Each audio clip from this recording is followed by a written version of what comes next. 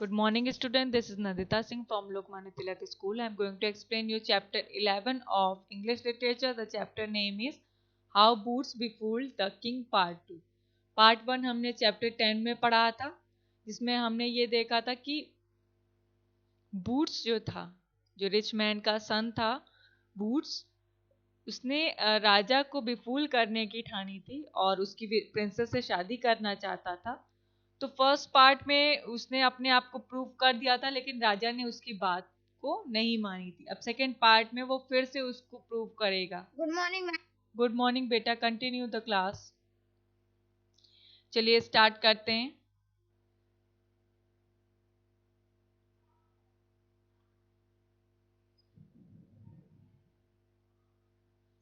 The king knew that Boots had already fooled, so he thought of some other way to stop Boots.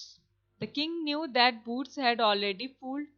राजा ये जानता था कि boots ने उसे already फूल बना दिया था। So he thought of some other way to stop boots, इसलिए उसने दूसरा रास्ता सोचा बूट्स को रोकने के लिए, जिससे कि वो उसकी प्रिंसेस से शादी ना कर पाए, उसको बेफूल ना कर पाए। Now in those days there was a counselor in the kingdom who was the wisest man in the world. Now in those days, उस समय की बात है, क्या हुआ था कि वहां पर एक काउंसलर था किंगडम में। तो वो एक सबसे ज्यादा वाइजेस्ट मैन संसार में समझा जाता था, वर्ल्ड में सबसे ज्यादा वाइजेस्ट समझा जाता था। The king was confident that Boots could not fool such a wise man too. और राजा ये कॉन्फिडेंट था, उसको ये विश्वास था कि बूट्स इस वाइस मैन को तो कभी भी फूल नहीं बना सकता। The king said to Boots, "Bring the counselor to the palace against his will. Only then would your demands be fulfilled." और राजा ने बूट्स से क्या कहा कि काउंसिलर, जो कि सबसे वाइजेस्ट पर्सन था, तो राजा ने बूट्स से कहा कि अगर तुम इस काउंसिलर को, क्योंकि वो पैलेस में नहीं आना चाहता था काउंसिलर, इसीलिए राजा ने बूट्स से कहा कि अगर उस काउंसिलर को तुम इस पैलेस में उसकी इच्छा के विरुद्ध यहाँ पर ले आओगे, इस पैलेस में ले आओगे, तभी तुम्हारी इच्छाएं पूरी होंगी।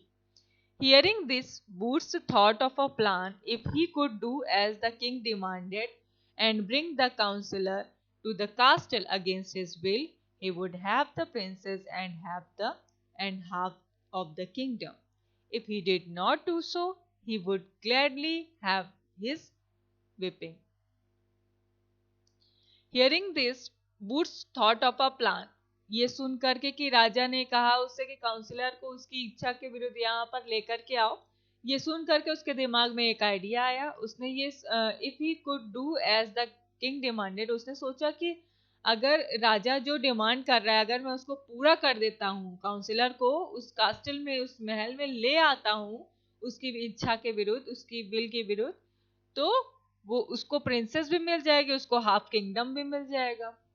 If he did not do so, अगर वो ऐसा नहीं कर पाता है तो वो खुशी से विपिंग को एक्सेप्ट कर लेगा। विपिंग मीन्स कोड़े बरसाना, उस मार खाने के लिए वो तैयार हो जाएगा। Then Boots went away and the king thought that he was rid of him for good. As for the counsellor, he was not at all peace with the matters, for he did not like the thought of being fooled by the clever rogue. Rogue means होता है a cheat person.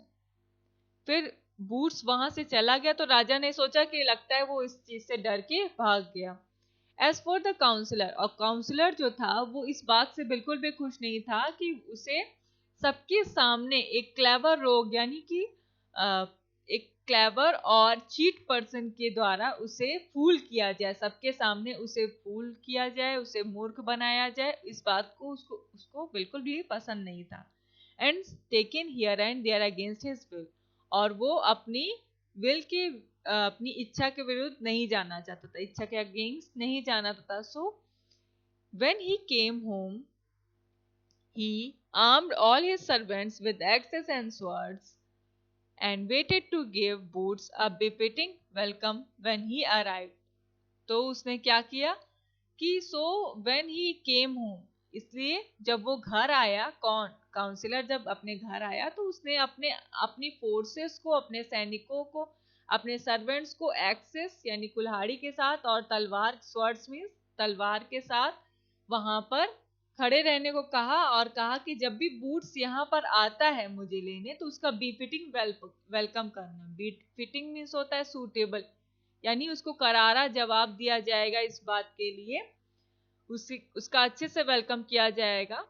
Boots, however, was not going to fall into any such trap as that. No need, not he. Trap means होता है जाल, और boots ये सब देख करके वो इस जाल में फंसना नहीं चाहता था, तो उसने क्या किया, in the next morning he bought a large sack. Next morning वो एक लार्ज सैक, सैक मीन्स होता है बैग,